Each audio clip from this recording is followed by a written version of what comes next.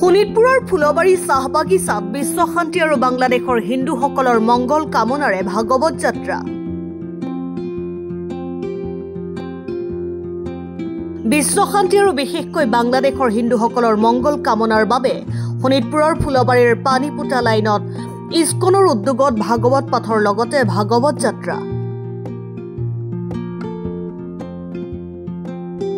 পানীপুতা হৰি মন্দিৰৰ পৰা বাহিৰ কৰা এই ভাগৱত যাত্ৰাত অঞ্চলটোৰ বহু সংখ্যক ভক্তপ্ৰাণ ৰাইজে অংশগ্ৰহণ কৰে। তেওঁলোকৰ উদ্দেশ্য বিশ্ব শান্তি, অঞ্চলটোৰ ৰাইজৰ মংগল তথা বাংলাদেশত থকা হিন্দু ৰাইজ মংগলৰ কামনা কৰি ভাগৱত যাত্ৰা তথা ভাগৱতৰ পাঠ আয়োজন কৰে।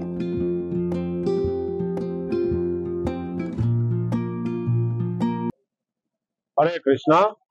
আমি আন্তৰ্জাতিক কৃষ্ণ ভাবনামৃত সংঘ তথা ইস্কনৰ অন্যতম প্ৰচাৰ বিভাগ শ্ৰী শ্ৰী হৰে কৃষ্ণ নামভট্ট সংঘ তথা ইস্কন মায়াপুৰৰ পৰা আহিছোঁ।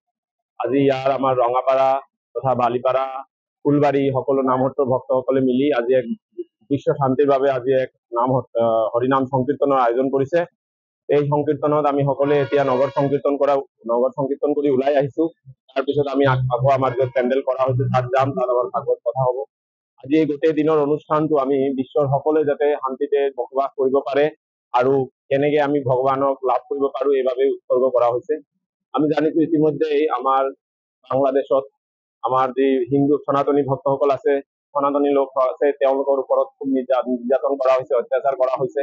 এইকাৰণে আমি ভগৱানৰ ওচৰত প্ৰাৰ্থনা কৰিবলৈ আজি একত্ৰিত হৈছোঁ, যাতে সকলোৱে সুখে শান্তিৰে বাস কৰিব পাৰে আৰু তাৰ ভক্তসকলৰ যি প্ৰব্লেম হৈ আছে এইটো যাতে অনতিকালে সলভ হৈ যায়। আৰু তেওঁলোকৰ বাংলাদেশ চৰকাৰৰ ওচৰতো আমাৰ নিবেদন, ভাৰত চৰকাৰৰ ওচৰত আমাৰ নিবেদন, যাতে আপোনালোকে এই কিবা এটা ব্যৱস্থা লয় যাতে সকলো সনাতনী ভক্তসকলে নিজৰ নিজৰ ধৰ্ম নিজৰ সুৰক্ষাৰে পালন কৰিব পাৰে।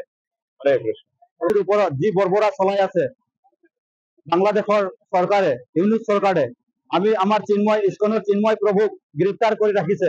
আমি অতি শীঘ্ৰে আমাৰ চিন্ময় প্ৰভুকে সোনকালে মুক্তি দিবৰ কাৰণে আমি বাংলাদেশক জনাইছো। আৰু যদি আমাৰ ইউনিট প্ৰভুক কৃষ্ণ চিন্ময় দাস প্ৰভুক যদি মুক্তি নিদিয়ে, আজিৰ যিটো আমি প্ৰতিবাদৰ কাৰ্যসূচী হাতত লৈছো, পুনৰাই আৰু এই কাৰ্যসূচী আৰু হাতত ল'ম বুলি আমি জনাইছো। এই বুলি আজি আমি বিশ্ব শান্তিৰ কাৰণে হৰিনামৰ যোগেদি এই প্ৰচাৰ আমি চলাইছো। ইমানে বুলি মোৰ বক্তব্য মই সমাপ্ত কৰিছো। হৰে কৃষ্ণ। বালিপাৰাৰ পৰা দিলীপ চৰকাৰৰ ৰিপৰ্ট, গ্লোবেল এনি 24/7।